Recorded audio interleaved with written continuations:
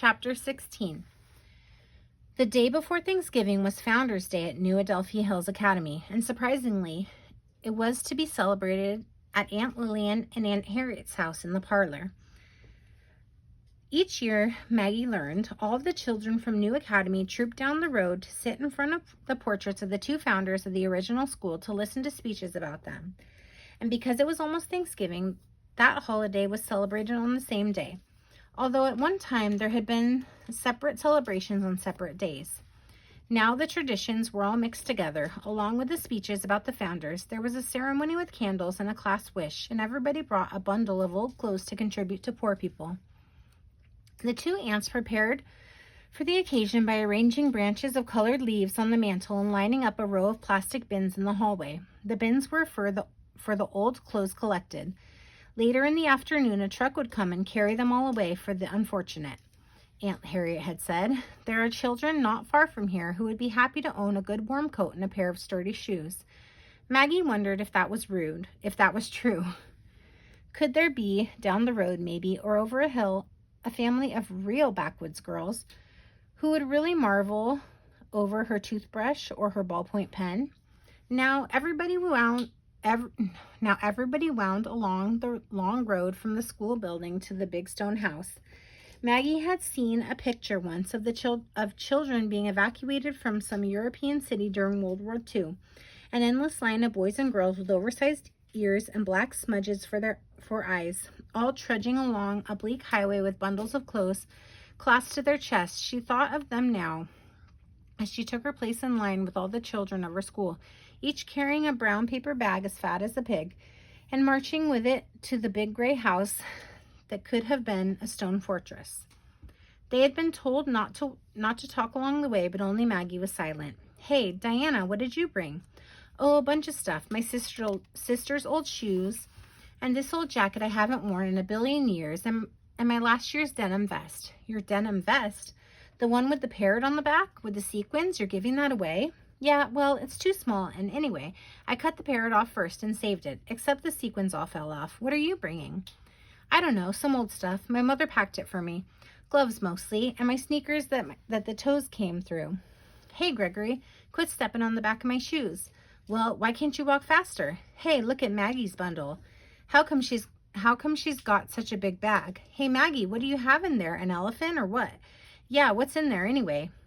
"Where'd she get all that stuff to give away?" "She probably stole it." "Hey, let's see what's in there." "Don't get near her, she kicks." "Maybe there's a body in there." "Yeah, I bet she kicked somebody to death and stuffed the body in that paper bag." "2 bodies, I bet. It's big enough." "Hey, Edwin, what did you bring?" "Me? Oh, my mother's sweater that she doesn't wear anymore, and this hat that my grandmother gave me last year that I hate. You should see it. It's got this dumb face like a clown's on it, and the face is wearing a hat, so it's like 2 hats. It's really dumb." "I brought something that isn't clothes. It's a tablecloth, but my mother said somebody could use it." "For what? To wear, you mean?" "No, dummy, for a tablecloth." "But the teacher said it has to be clothes." "Well, maybe somebody could wear it, like for a shawl or something." "What's the matter with it? I mean, how come you're giving it away?" "It's got this wine spilled on it that didn't come out." Along the road they marched across the front walk, up the wide stone steps, and into the front hall. One by one they paused at the big plastic bins and dropped their bundles in. When it was Maggie's turn, she pushed down all the paper bags before laying down her own fat bundle with its rolls of brown dresses taken that morning from her closet, the long brown stockings from her dresser drawer, the long pink underpants, the undershirts, the slips, and in the very center, the rubber-faced doll with its pink dress and lace-trimmed underwear. She felt strange entering her own parlor as though she were a visitor, and when she sat on the floor, she looked around at the tables and chairs pushed against the wall and at the china ballerina in the cabinet as though for the first time. Some things were new to her, the branches of autumn leaves looking strangely bright against the gloom of the parlor wall, and a heavy 8-stick candlestick that had been placed in front of the fireplace. Strangest of all, though, was the sight of all these children arranged in rows, little ones close to the fireplace, older ones near the windows, on the flowers and vines of the rug of the gray, quiet parlor. Suddenly, Aunt Lillian was speaking. She was wearing a dress Maggie had never seen before, and a circle of pink had been rubbed over the freckles on each cheek. Aunt Harriet standing at the parlor entrance and greeting everyone. Had also rouged her face, except her spots were more purple than pink and contained little dark rivers where the wrinkles were. On this day, Aunt Lillian was saying, we all remembered the two personages. And here she waved her hand to the pale faces on the wall, who, out of spirit of charity and love of learning, established Adelphi Hills Academy over 100 years ago for the purpose of improving the character and stimulating the intellect of a group of carefully chosen girls. Maggie stopped listening. One of the teachers stood up next and asked, "Who has something to share with us about our founders?" No one answered. "What do we like to remember about the founders of Adelphi Hills Academy?" The teacher persisted, while Aunt Lillian looked over the rows of faces. Maggie dropped her eyes to the rug and scratched an M onto its nap. Aunt Lillian didn't seem to notice her at all, and Aunt Harriet said, "Good morning, welcome to Adelphi Hills," to her just as she had to everyone else who entered the parlor. The children were still wearing their coats, and the room smelled of the school hall. "Who can tell us something about the founders?" A hand finally went up. They were over 100 years old. Another hand. They had a spirit of charity. They had a love of learning. They had a love of character. They chose girls. They had a dog, someone said, studying the portrait of the man. They had a spirit of charity. Spirit of charity has been said, a teacher corrected. Anything else? They were spooky, somebody said, but in an undertone. Maggie looked up. It was Alyssa from her class, and she was stretching her mouth into an expression of mock horror as she gazed at the portraits. "Look at them," she whispered to someone next to her, to Barbara. "Look at their spooky eyes." "Yeah," Barbara whispered back.